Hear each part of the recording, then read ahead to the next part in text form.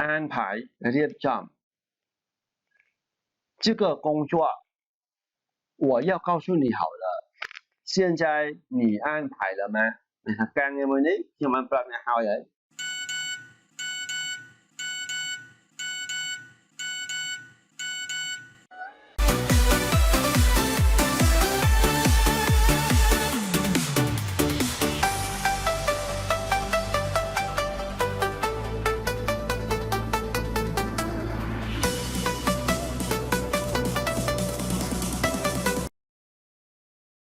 大家好，欢迎来到安和通中文在线学习频道បាទសួស្តីបងប្អូនទាំងអស់គ្នាសូមស្វាគមន៍ចូលមកកាន់ Channel Alpha Tube រៀនភាសាចិនងាយៗនៅទីនេះអ្នកអាចរៀនភាសាចិនបានយ៉ាងងាយ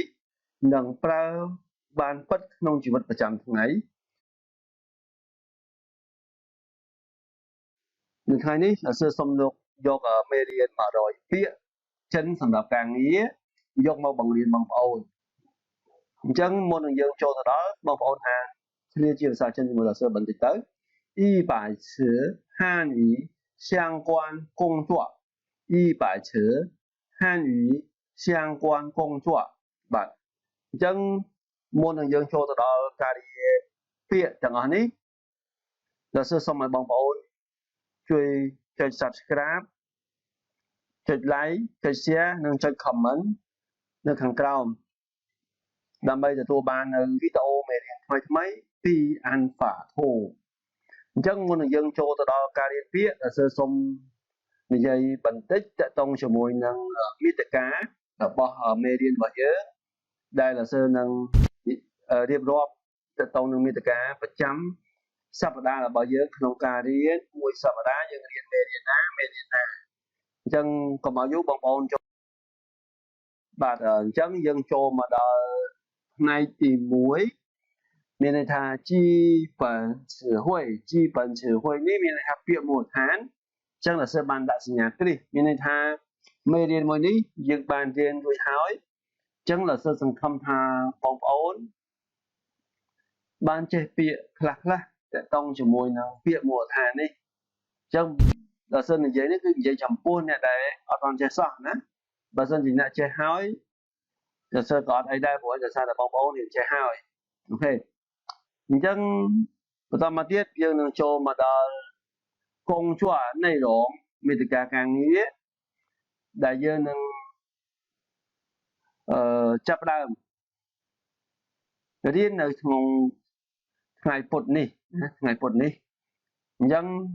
នឹងបង្រៀនបងប្អូនទាក់ទងជាមួយនឹងមេតិកាការងារនេះពាក្យទាំងអស់10ណាយើងរៀនតែ10ពាក្យបានហើយសង្ឃឹមថាបងប្អូនរៀន10ពាក្យនេះចេះទាំង10ហើយបើបងប្អូនរៀនចេះឬក៏រៀនមិនចេះសូមបងប្អូនជួយខមមិនប្រាប់老师ផងថាតើពាក្យនេះខ្ញុំនិយាយមិនខ្ញុំរៀនមិនទាន់ចេះឬក៏ខ្ញុំមិនទាន់ចេះអានអូខេបើសិនជាបងប្អូនអត់ទាន់ចេះអានអាចមើលទៅវីដេអូ老师តែបើមើលមិនយល់អាចប្រាប់老师ផងដើម្បីឲ្យ老师ងាយស្រួលក្នុងការថតឡើងវិញម្ដងទៀតក្នុងការបញ្យល់ដើម្បីឲ្យបងប្អូនរៀនអានឲ្យកាន់តែចេះបាទបន្តមកទៀតយើងនឹងចូលដល់ទី3ថ្ងៃទី3时间与状态ណា时间与状态ពេលវេលានិងស្ថានភាពពេលវេលានិងស្ថានភាពអញ្ចឹងតើតងជាមួយនឹងពេលវេលានិងស្ថានភាពនេះដល់សើក៏បង្រៀននៅក្នុងសប្តាហ៍នេះដែរតើតងជាមួយនឹងថ្ងៃសៅរ៍ណាដល់សើនឹងតម្លាក់វីដេអូបង្រៀនបងប្អូននៅក្នុងថ្ងៃសៅរ៍នេះ10ពាក្យដូចគ្នាអញ្ចឹងយើងចូលមកមេតិកាទី4តើតង办公环境办公环境បរិយាកាសការិយាល័យអញ្ចឹងសិតជាមេតិកាដែលល្អសម្រាប់យើងត្រូវរៀនអញ្ចឹងទី5តើតង能力与表现能力与表现មានសមត្ថភាពនិងការសម្ដែងអូខេអញ្ចឹងមិនមែនសម្ដែងឲ្យបងប្អូនធ្វើកាយវិការទេគឺនិយាយអំពីការនិយាយស្ដីអញ្ចឹងបងប្អូននឹងចាំបើបងប្អូនចង់ដឹងថាសមត្ថភាពនិងការសម្ដែងហ្នឹងមិនទៅ ចឹងបងប្អូនចាំតាមដានមេរៀនរបស់លោកសើនឹងបង្រៀនបងប្អូនថាលោកសើបង្រៀនបែបណាអូខេចឹងយើងចូលដល់វេទិកាទី6ដែលតងជាមួយនឹង职业发展ការអភិវឌ្ឍអាជីពចឹងពាក្យទាំងអស់ដែលតងជាមួយនឹងការអភិវឌ្ឍអាជីពតើមានអីខ្លះអូខេបងប្អូននឹងរៀនបានជាមួយលោកសើនឹងនៅថ្ងៃបន្តណាចឹងលោកសើបានរៀបរាប់ថ្ងៃហើយតែតងជាមួយនឹងមាតិកាទី2និងមាតិកាទី3គឺយើងរៀននៅក្នុងសប្តាហ៍នេះអូខេចឹងទី7នេះយើងរញ្ជីគួនស៊ីណារញ្ជីគួនស៊ីនេះយើងនិយាយពីតំណែងតំណងក្នុងការងារអូខេតំណែងតំណងក្នុងការងារតើពាក្យតំណែងតំណងក្នុងការងារហ្នឹងវាមានអីខ្លះអញ្ចឹងបងប្អូននឹងតាមដានជាមួយលោកសើទាំងអស់គ្នាទៅបងប្អូននឹងដឹងថាមានពាក្យអីខ្លះហើយណាអញ្ចឹងយើងចូលមកដល់ពាក្យទី8អូខេមាតិកាទី8យើងនិយាយពី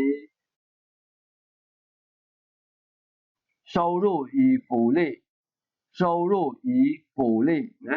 收入与福利បើថាប្រាក់ខែនិងអត្ថប្រយោជន៍តើបងប្អូនចេះអត់តើតជាមួយនឹងប្រាក់ខែភាសាចិនហើយនិងអត្ថប្រយោជន៍ភាសាចិនតើយើងនិយាយអញ្ចឹងបងប្អូនតាមដានជាមួយលោកសើនៅដល់មាតិកាទី8យើងរៀនដល់ចំណុចហ្នឹងហើយយើងចូលដល់ចំណុចទី9និងទី10ជាមាតិកាតែមួយដែលលោកសើចែកចេញជា2ដោយសារតែពាក្យកន្លែងនេះវារៀងច្រើនណាអញ្ចឹងលោកសើបញ្ជាក់តែ10ពាក្យទេក្នុងមួយវីដេអូអញ្ចឹងយើងត្រូវចែកជា2ព្រោះដោយសារវាមានដល់20ពាក្យណា其他常用词1其他常用词2មានតែពាក្យទូទៅផ្សេងពាក្យ1ពាក្យ2អញ្ចឹងកុំឲ្យយូរបងប្អូនចូលទៅរៀនពាក្យជាមួយលោកសើទាំងអស់គ្នាទៅជា吧工作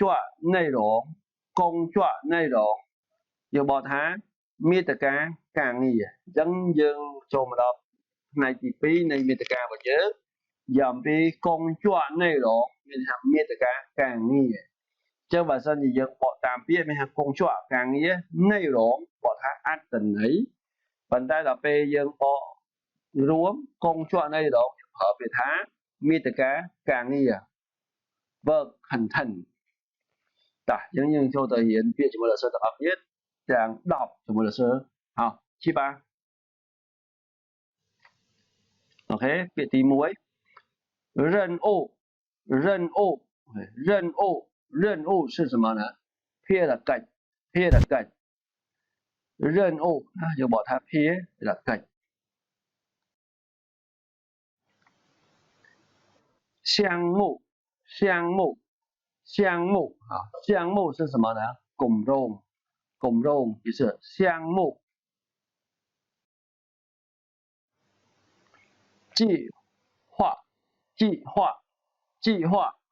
划是什么盘干就是计划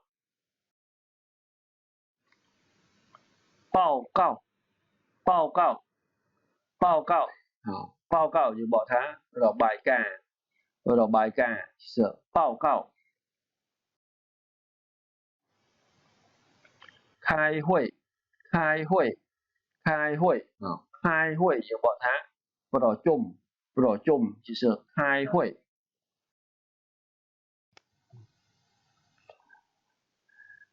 讨论什么讨论比片上 OK 比片上明天我们有时间讨论吗 OK មានថ្ងៃស្អែកពួកយើងមានពេលពិភាក្សាគ្នាអត់就是讨论ពិភាក្សា安排什么安排បើថារៀបចំ就是安排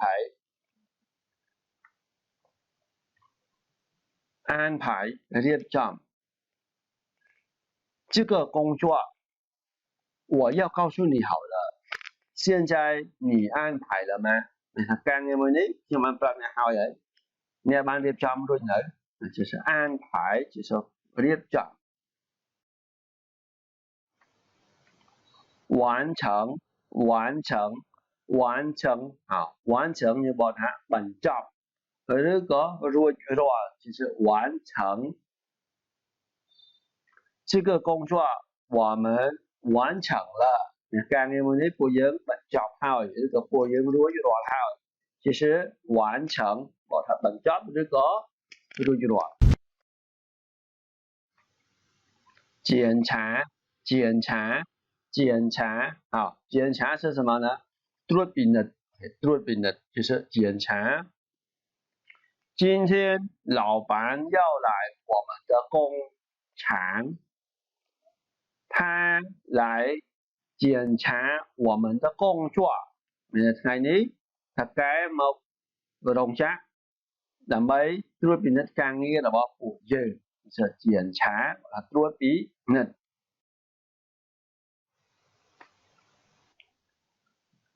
负责好负责យើងបកថាទទួលខុសត្រូវ就是负责你们做的人要负责ពួកអ្នកធ្វើជាមនុស្សត្រូវតែទទួលខុសត្រូវ就是负责ទទួលខុសត្រូវឬក៏មានទំនួលខុសត្រូវ今天我们的课程就先上到这里，谢谢同学们的观看，同学们再见 Goodbye everyone បាទបងប្អូនអរគ្នាមេរៀនរបស់យើងតាក់ទងជាមួយនឹង100ភាពចិនសម្រាប់ការងារហើយនឹងផ្នែកទី2នៃមេត្តារបស់យើងតាក់ទងជាមួយនឹងកងជាប់នៃរ